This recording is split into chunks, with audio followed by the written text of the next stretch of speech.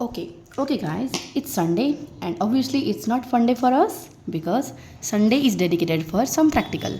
And as usual, we do on Sunday. This day, we are going to do practical of how the angle of reflection is equal to angle of incidence. इस बात को हम आज देखने वाले हैं. ठीक है, इसके लिए हमें क्या क्या लेना पड़ेगा. इसके लिए हमें प्रैक्टिकल करने से पहले थोड़ा सा थ्योरी को जान लेंगे, थोड़ा सा बेसिक टर्म्स को अच्छे से समझ लेंगे. देन आफ्टर दैट हमें बोला गया है इस एक्टिविटी में एक प्लेन पेपर लेना है और इस तरह एक प्लेन मिरर लेना है जो कि ऑलरेडी मैं लेके रखी हूँ. ठीक है, और एक लेज़र लाइट मतलब लाइट सोर्स लेना है जहाँ पर एक बीम ऑफ लाइट आके यहाँ पर रिफ्लेक्शन मतलब इस बीम ऑफ लाइट आके तुम्हारा प्लेन मिरर के ऊपर गिरना चाहिए. इतना ही हमें चाहिए. That's very simple. ठीक है, चलो देखते हैं. बट इससे पहले हमें ये जानना है कि रिफ्लेक्शन होता क्या है. व्हाट इज़ रिफ्लेक्शन और यहाँ पर हम क्या पढ़ने वाले हैं. ठीक है, देखो, अगर मैं तुम्हें बोलूँगी कि यहाँ पर तुम देखो, for example this is my mirror. यहाँ पर मैं कोई मिरर रखी हूँ. ठीक है, ओके. तो मिरर का ये जो हमारा लेफ्ट हैंड साइड का जो सरफेस है ये प्लेन सरफेस है, मतलब ये स्मूथ सरफेस है और ये उसका बैक साइड है. ठीक है, तो बैक साइड को हम इस तरह मार्क कर लेते हैं ताकि हमें आइडेंटिफाई करने में बड़ा आसान हो. ओके, अब मैं जब लाइट रे इस मिरर के ऊपर डालूंगी, ठीक है, जब मैं लाइट रे फॉर एग्जाम्पल मैं यहाँ पर मिरर रखी हूँ, ठीक है, और मैं इस एंगल से लाइट को डाल रही हूँ. ठीक है, इस एंगल से मैं लाइट को डाल रही हूँ. तो ये मेरा लाइट सोर्स से हमारा एक रे में इस मिरर का सरफेस के ऊपर डाल रही हूँ. तो लाइट सोर्स से जो रे आके हमारा मिरर का सरफेस को स्ट्राइक करता है उस रे को हम बोलते हैं इंसिडेंट रे. क्या बोलते हैं? Incident ray. ठीक है, चलो. और जब हमारा मिरर को आके मिरर का सरफेस के ऊपर इंसिडेंट रे गिरता है तो मिरर क्या करता है, जैसा कि तैसा जैसे काम करता है. बोला कि जिस एंगल से आता है उसी एंगल से वो भेज देता है. ठीक है, और मतलब उसे सेंड बैक कर लेता है. मतलब उसे नहीं चाहिए कुछ भी, रे आके पड़ रहा है उसके ऊपर, बोला कि जाओ जाओ मुझे नहीं चाहिए, तो वापस भेज देता है. ठीक है, और जो ये लाइट रे को वापस भेज दिया, सेंड बैक कर दिया, इसी सेंड बैक रे को कहा जाता है रिफ्लेक्टेड रे. ठीक है, अब यहाँ पर बोलने का ये मतलब है कि रिफ्लेक्शन किसे कहते हैं. The process of sending back of light ray by a plane mirror is called reflection. मतलब जिस प्रोसेस से हमारा एक प्लेन मिरर इंसिडेंट रे को सेंड बैक करता है उसे हम बोलते हैं रिफ्लेक्टेड रे. इतना क्लियर. चलो, और जिस पॉइंट पर हम ये इंसिडेंट रे डालते हैं, मिरर का जिस पॉइंट में डालते हैं उस पॉइंट को हम बोलते हैं पॉइंट ऑफ इंसिडेंस. क्या बोलते हैं? Point of incidence. ओके, अब क्या होगा, ये पॉइंट ऑफ इंसिडेंस के बिल्कुल ऊपर में एक मतलब इंसिडेंट रे और रिफ्लेक्टेड रे का बिल्कुल बीचों बीच, जो कि इस पॉइंट को होते हुए जो लाइन जा रहा होगा, ये भी एक लाइन होता है, ये भी एक रे होता है, और इस रे का नाम हम रख लेते हैं नॉर्मल रे. समझ आएगी. और लॉ ऑफ रिफ्लेक्शन हमें कहता है, लॉ ऑफ रिफ्लेक्शन कहता है कि ये तीनों ही रे, इंसिडेंट रे हो या फिर नॉर्मल रे हो या फिर रिफ्लेक्टेड रे हो, तीनों ही रे एक प्लेन सरफेस के ऊपर ही रहेगा, पेपर के ऊपर. ना ये पेपर से कहीं दूर जाएगा, ना ही पेपर को अंदर जाएगा, मतलब उसी प्लेन के ऊपर ही पड़ता है. और ये होगा भी, हम अभी देखने वाले हैं. ठीक है, तो ये बोलता है कि the incident ray, first law बोलता है कि the incident ray, reflected ray and normal ray all lie on a same plane. ठीक है, और सेकेंड लॉ क्या बोलता है? सेकेंड लॉ बोलता है ये जो नॉर्मल रे और इंसिडेंट रे के बीच में जो एंगल है, नॉर्मल रे और रिफ्लेक्टेड रे के बीच में जो एंगल है, ये दोनों एंगल होंगे बराबर. दैट मीन्स इसको मैं अगर एंगल आई नाम दे देती हूँ, इसको अगर मैं एंगल आर नाम दे देती हूँ, that means angle I would be equal to angle R. ये होता है लॉ ऑफ रिफ्लेक्शन का सेकेंड रूल.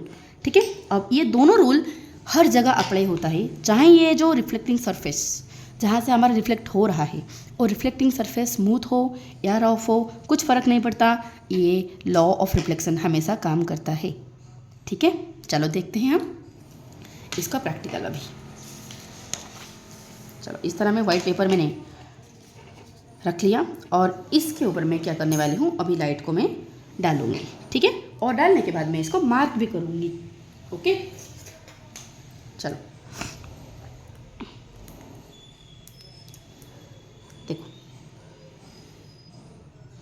देख पा रहे हो, रिफ्लेक्शन हो रहा है।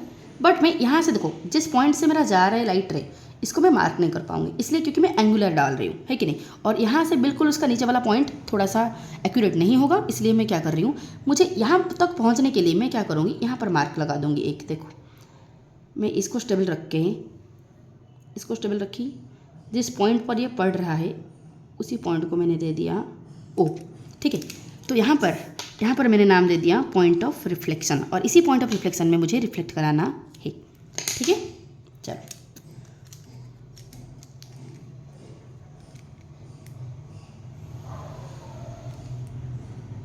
जब मैं पॉइंट ऑफ रिफ्लेक्शन कराई, देखो जो मुझे मिल रहा है, देखो इस यहाँ पर आ रहा है, रिफ्लेक्ट होके यहाँ तक आ रहा है, तो यहाँ पर एक मार्क मैंने लगाई,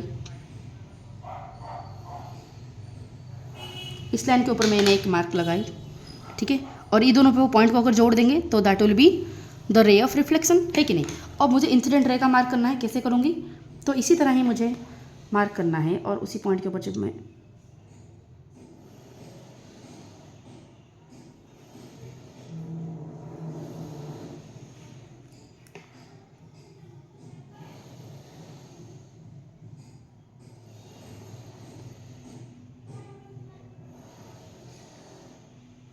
देखो, तो यहाँ पर फिर से गलत हो गया, मतलब ये वाला पॉइंट हमने रखा था, एक साथ हमें दोनों मार्क करना पड़ेगा। तो ये जो देखो रिफ्लेक्शन इस पॉइंट में हो रहा है, तो इसलिए यहाँ पर मैंने मार्क कर ली, और ये ओरिजिन तक पहुँचने के लिए मैं क्या की, यहाँ पर मार्क कर ली, ताकि इन दोनों को जब मैं जोड़ दूँगी, इन दोनों को मैं जब जोड़ दूँगी ताकि मैं ओरिजिन तक पहुँच जाऊँगी, ठीक है।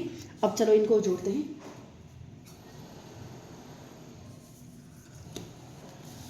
हाँ, रूलर गिर गया, ठीक है। यहाँ से काम चला लेते हैं प्रोट्रैक्टर से, और मैंने इनको लाइन को जोड़ दिया, और इन दोनों पॉइंट को भी मैं जोड़ दूंगी, तो मैं सोर्स ऑफ लाइट तक आके मैं पहुँच जाऊँगी, ठीक है। चलो, तो ये जो पॉइंट था, this point is point of incidence, और ये यहाँ से मेरा लाइट रे जा रहा था, तो दिस रे इज इंसिडेंट रे, और ये मेरा रिफ्लेक्ट बैक होके आ रहा था, तो that's called reflected ray, okay. और मैं अभी क्या करूँगी, इसी पॉइंट के ऊपर बिल्कुल 90 डिग्री बनाने वाली हूँ, और that will be my normal रे, ठीक है।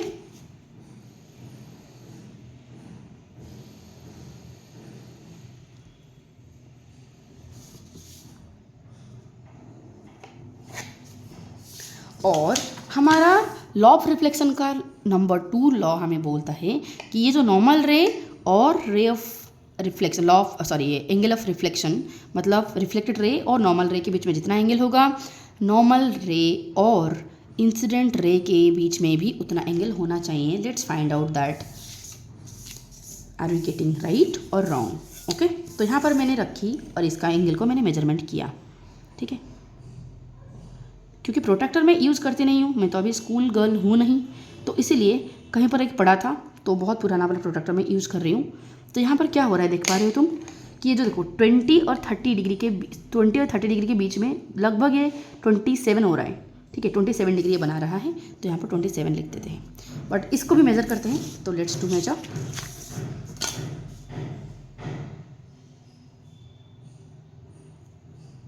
देखो यहाँ पर भी तुम्हारा ये रहा मेरा 20, ये मेरा रहा 20, ये मेरा 25 से थोड़ा आगे 27 यहाँ पर हो रहा है, तो इसलिए हो गया ये 27 डिग्री। देखा कि अभी दोनों बराबर कैसे हुए, और तीनों ही रे मेरा प्लेन पेपर के ऊपर आया, और दोनों एंगल मेरा हुआ बराबर, है कि नहीं। ये हमने अभी देख लिया, वी प्रूव दैट। अब यहाँ पर बोला गया, क्या अगर मैं इंसिडेंट रे का एंगल अगर बदल दूँ तो क्या ये रिफ्लेक्टेड रे का भी एंगल बदल जाएगा? जी हाँ, ऐसे ही होने वाला है। फॉर एग्जाम्पल ये मेरा मिरर है, और यहाँ पर मेरा पॉइंट ऑफ इंसिडेंस है, और मैं इस एंगल से डाल रही हूँ। सपोज मेरा इंसिडेंट रे इस एंगल से जा रहा है और रिफ्लेक्टेड रे इस एंगल से आएगा। मतलब फॉर एग्जाम्पल यहाँ से यहाँ ये जो मिरर का सरफेस और ये इंसिडेंट रे का सरफेस के बीच में, सपोज फॉर एग्जाम्पल ये 50 डिग्री का है, तो ये दोनों के बीच में भी कितना होगा, 50 डिग्री होगा। समझ आए कि? तो बाकी जो बचेगा ये जो अगर मैं नॉर्मल रे डालूंगी, देखो ये जो नॉर्मल है ये क्या था, परपेंडिकुलर है, बिल्कुल सीधा आया हुआ है, दैट मीन्स ये क्या है 90 डिग्री है। तो 90 डिग्री में से टोटल थे 90 डिग्री, 90 डिग्री में से 50 डिग्री चला गया तो बचा क्या 40 डिग्री। दैट मीन्स अभी रिफ्लेक्टेड रे और नॉर्मल रे के बीच में एंगल बनेगा 40 degree. Here also in this case the same thing will happen. That means ये मेरा 90 डिग्री है तो 50 डिग्री यहाँ पर चला गया तो बचा मेरा 40 डिग्री। दैट मीन्स यहाँ पर जो नॉर्मल रे और ये एंगल ऑफ रिफ्लेक्शन, नॉर्मल रे और angle of incident, sorry normal रे और रिफ्लेक्टेड रे, नॉर्मल रे और इंसिडेंट रे के बीच में एंगल क्या होगा, बराबर होगा। इतना समझ आ गया?